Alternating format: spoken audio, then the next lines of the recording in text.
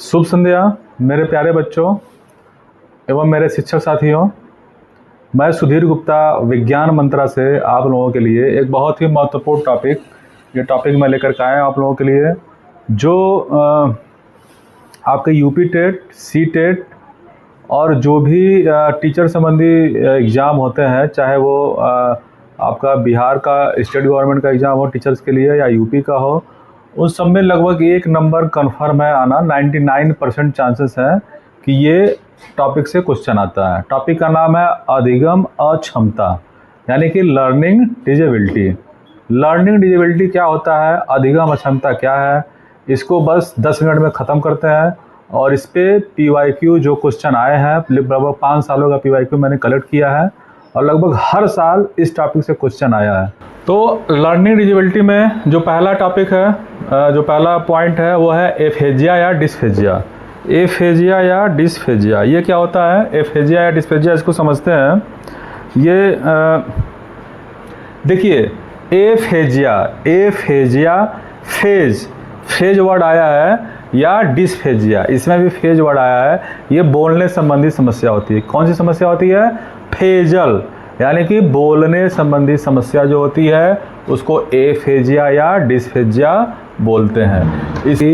उसकी भाषा सही से नहीं निकलती है, यानी कि बोलने संबंधी समस्या क्या है? एफेजिया। एफेजिया या डिस्फेजिया को कौन सी प्रॉब्लम बोलते हैं?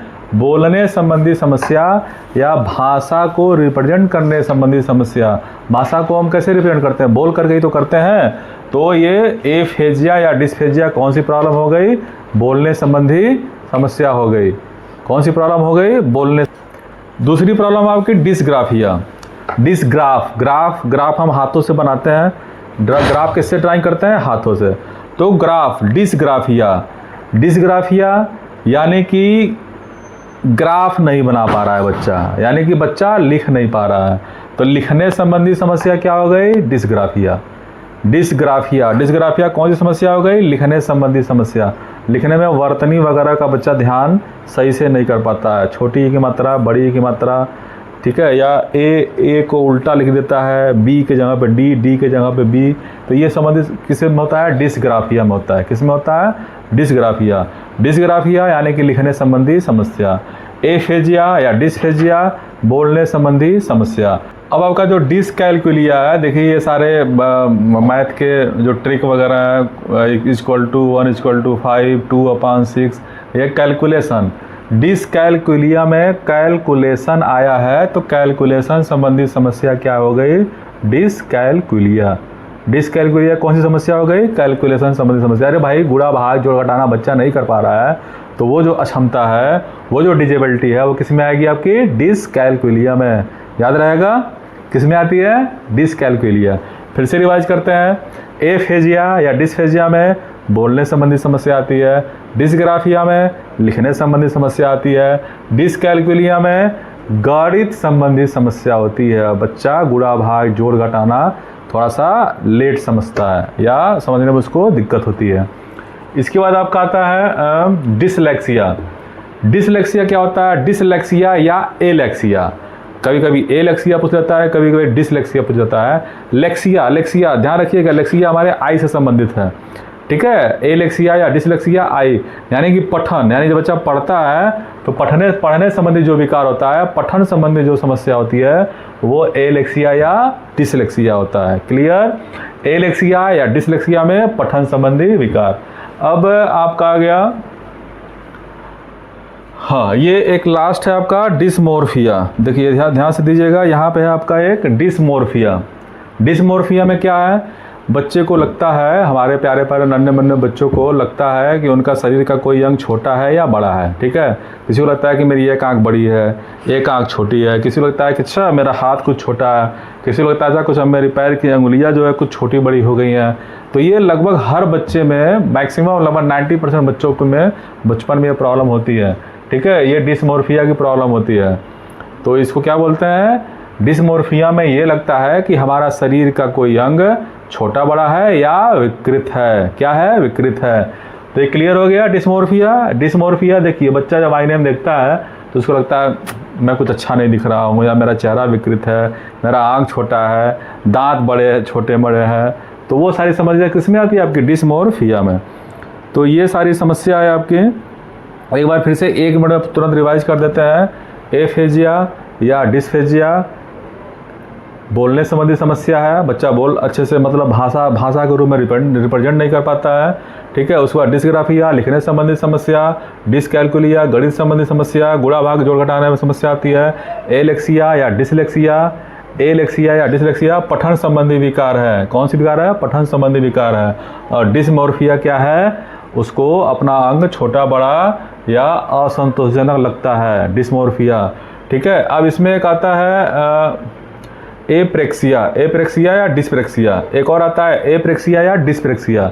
तो जब भी कोई सूक्ष्म गतिक कौशल संबंधी समस्या होती है, जैसे आँख और हाथ का कोऑर्डिनेशन, बच्चा लिखने में तेज़ या कम स्लो लिख रहा हो, तो वो एप्रेक्सिया या डिस्प्रेक्सिया होता है, यानी सूक्ष्म गतिक कौशल संबंधी जो समस्या होती है वो एप्रेक्सिया या डिस्प्रेक्सिया में आती है। तो इतना ही एक चीज़ और ध्यान रखिएगा, जो एप्रेक्सिया है या डिस्प्रेक्सिया है, एप्रेक्सिया या डिस्प्रेक्सिया जो गतिक कौशल संबंधी समस्या होती है वो कोई बीमारी नहीं है, ठीक है। उसमें बच्चा स्वस्थ होता है, ध्यान रखिएगा, ये क्वेश्चन एग्जाम में आया था, ठीक है। अब आगे चलते हैं दोस्तों, जो इस टॉपिक पे PYQ। अब ये आपका PYQ है, पिछले 5 सालों का PYQ है। सीटेट का PYQ है और टेट का PYQ है। हर साल लगभग क्वेश्चन आया है, तो आप इसमें ध्यान देंगे। डिसलेक्सिया क्या है? डिसलेक्सिया मैंने बताया था आपको, पठन संबंधी विकार है। गणितीय विकार, विकास नहीं विकार, डिसकैलकुलिया हो गया। व्यवहार संबंधी विकास और मानसिक विकार हो गया, यहाँ पे विकार होना चाहिए, ठीक है। तो इसका भी कुछ ऑप्शन नहीं है, ये गणितीय वाला डिसकैलकुलिया, पठन विकार, एलेक्सिया या डिसलेक्सिया, ठीक है, ये हो गया। अब नेक्स्ट क्वेश्चन पे चलते हैं। ये आपका आ गया शारीरिक रूप से सक्षम बच्चों को सामान्यतः, अब ध्यान दीजिएगा, मैंने बोला था आपको, जो बच्चा शारीरिक रूप से सक्षम है, ठीक है, उसको हम क्या बोलेंगे? उसमें अगर कोई बीमारी होती है, बीमारी नहीं है सॉरी, शारीरिक रूप से सक्षम बच्चों को सामान्यतः क्या होता है? डिसमिथिया यानी कि वही जो डिसमिथिया यानी कि अंगों का छोटा बड़ा होना, ये भी होता है। जैसे जो डिसमोर्फिया है उसी से संबंधित डिसमिथिया भी है, ठीक है। डिसमिथिया अंगों का छोटा बड़ा होना या अपने आप में संतोषजनक न होना, डिसमोर्फिया या डिसमिथिया दोनों एक ही है। डिसलेक्सिया पठन संबंधी विकार, डिसकैलकुलिया गणित को समझने में समस्या। जो डिसग्राफिया है ये शारीरिक रूप से सक्षम बच्चों में डिसग्राफिया जो है ये लगभग पाया जाता है, जो गतिक कौशल संबंधी डिसग्राफिया में लिखने संबंधी बीमारी होती है, लिखने संबंधी समस्या होती है। ये किसमें होता है? डिसग्राफिया, देखिए यहाँ पे इसका व्याख्या, डिसग्राफिया कोई रोग नहीं है बल्कि यह एक प्रकार का विकार होता है जो शारीरिक रूप से सक्षम बच्चों में सामान्यतः पाया जाता है। इसमें बच्चे के लिखावट व समझने की क्षमता पर असर पड़ता है। डिसग्राफिया थोड़ा लिखने में वो प्रॉब्लम क्रिएट करते हैं, ठीक है। इसके बाद आपका आता है गतिक कौशल में अधिगम निर्योग्यता कहलाती है। देखिए अब गतिक कौशल मैंने बोला था सूक्ष्म गतिक कौशल या गतिक कौशल में जो निर्योग्यता है, जो अक्षमता है, वो आपका क्या कहलाएगा? डिस्फेजिया तो बोलने संबंधी समस्या हो गई, भाषा संबंधी समस्या हो गई। डिसकैलकुलिया गणित वाला, डिसलेक्सिया पठन संबंधी, ये हो गया आपका डिस्प्रेक्सिया। एप्रेक्सिया या डिस्प्रेक्सिया ये सूक्ष्म गतिक कौशल या गतिक कौशल में जो अधिगम निर्योग्यता यानी कि अधिगम अक्षमता, निर्योग्यता क्या बोलेंगे? अक्षमता, ये होता है, ठीक है। इसके बाद आता है आपका विकृत लिखावट से संबंधित लिखने की योग्यता में कमी किसका एक लक्षण है? तो जो विकृत लिखावट होता है वो डिसग्राफिया में आता है, लिखने संबंधी समस्या होता है, ठीक है। डिसकैलकुलिया गणित वाली समस्या हो गई। डिस्प्रेक्सिया वही सूक्ष्म गतिक कौशल, एप्रेक्सिया डिस्प्रेक्सिया। डिसलेक्सिया या पठन संबंधी समस्या हो गया, ठीक है। अब आपका नेक्स्ट क्वेश्चन है एक औसत बुद्धि वाला बच्चा यदि भाषा को पढ़ने एवं समझने में कठिनाई प्रदर्शित करता है, तो देखिए पढ़ने में कठिनाई, जब यहाँ पढ़ना आ गया, पढ़ने और समझने में, जब पढ़ेगा सही से पढ़ेगा तभी तो समझेगा, जब गलत पढ़ेगा तो गलत समझेगा, यानी पठन संबंधी विकार, ये हो गई डिसलेक्सिया, ठीक है। अब यहाँ देखिए लेखन क्षमता डिसग्राफिया है, ये लेखन क्षमता डिसप्राक्सिया नहीं डिसग्राफिया है। गणितीय क्षमता डिस्कैलकुलिया, गति समन्वयक क्षमता वही मैंने बोला था सूक्ष्म गतिक कौशल या गतिक कौशल, गति समन्वयक उसको डिस्प्रेक्सिया, एप्रेक्सिया या डिस्प्रेक्सिया। ठीक है, अब इसके बाद आगे आपका हाँ ये लास्ट था दोस्तों। देखिए लगभग यार 7-8 क्वेश्चन PYQ के थे जो आपका कंसेप्ट बिल्कुल क्रिस्टल क्लियर कर देंगे। ठीक है, और इसमें से एक क्वेश्चन आपका आता है। 1 मिनट फिर से मैं आपको 1 मिनट में पूरा आपको रिवाइज कर देता हूँ। आपका एफेजिया, देखिए एफेजिया या डिस्फेजिया क्या हो गया, बोलने संबंधी विकार। डिस्ग्राफिया लिखने संबंधी विकार। आपका डिस्कैलकुलिया, डिस्कैलकुलिया ये गणित संबंधी विकार। एलेक्सिया डिसलेक्सिया पठन संबंधी विकार। डिसमोर्फिया, डिसमोर्फिया ये जो डिसमोर्फिया है ये शरीर छोटा बड़ा, शरीर का अंग कोई छोटा बड़ा।